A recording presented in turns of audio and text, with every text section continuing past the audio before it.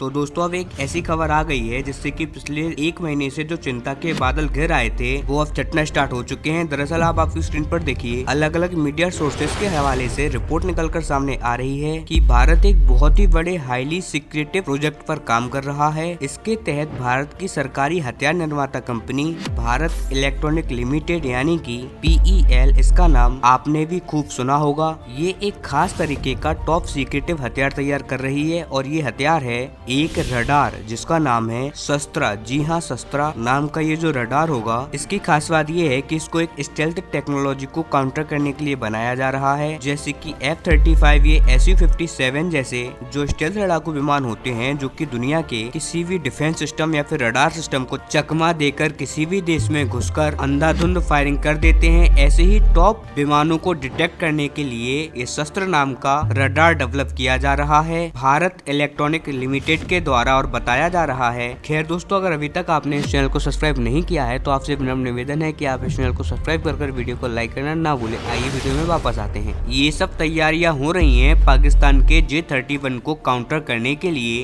दरअसल आपको पता ही होगा कि हाल ही में ऐसी खबरें आई हैं कि पाकिस्तानी पायलट इस टाइम पर चीन में जाकर ट्रेनिंग ले रहे हैं कि खास तरीके के लड़ाकू विमान J-31 को कैसे ऑपरेट किया जाए। और आपको बता दूं कि ये एक तरीके का स्टेल्थ लड़ाकू विमान है जैसा कि अमेरिका का F-35 है। कुछ इसी प्रकार से चीन का ये J-31 है जिसे अब चीन अगले साल से सप्लाई करना स्टार्ट कर देगा पाकिस्तान को। अब इसमें खतरा ये है कि पाकिस्तान की वायुसेना भारत की वायुसेना से ताकतवर हो जाएगी और उससे भी ज्यादा चिंता की बात ये है कि भारत के पास एक भी स्टेल्थ वेपन नहीं है जिससे कि हम इस लड़ाकू विमान को काउंटर कर सकें। वहीं हमारे लिए डूब मरने वाली बात ये है कि पाकिस्तान जैसे कंगाल देश के पास ऐसे ही 100 से ज्यादा स्टेल्थ लड़ाकू विमान आने वाले एक साल में अपनी सेना में शामिल कर लेगा और हमारी स्थिति ऐसी है कि हम दुनिया को कहने के लिए चौथी सबसे बड़ी अर्थव्यवस्था हैं। पैसे की कमी नहीं है, करीबन $670 बिलियन हमारे खजाने में कैश पड़ा हुआ है, कोई भी समस्या नहीं है। लेकिन उसके बावजूद हम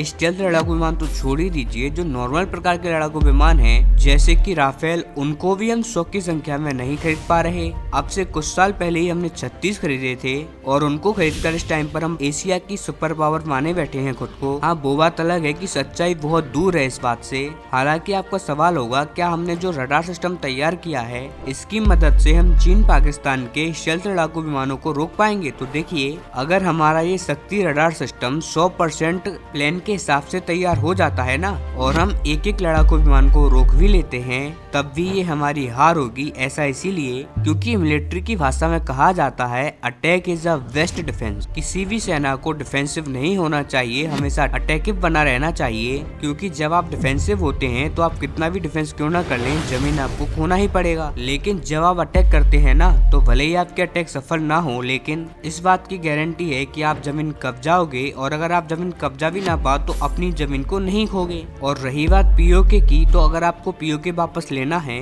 तो डिफेंस करके तो वो आने वाला नहीं है, आपको पाकिस्तान पर अटैक यानी कि हमला ही करना होगा, तभी आपके लिए वो मिलेगा। ऐसे में इस रणनीति के ऊपर भारत को जाना भारत के लिए घातक साबित हो सकता है। इसीलिए हमें जागना होगा और भारतीय वायुसेना के हाथ में वर्ल्ड के बेस्ट अटैकिंग वेपन देने होंगे, तभी हम एक शक्तिशाली और सच्ची एशियन सुपर पावर बन पाएंगे।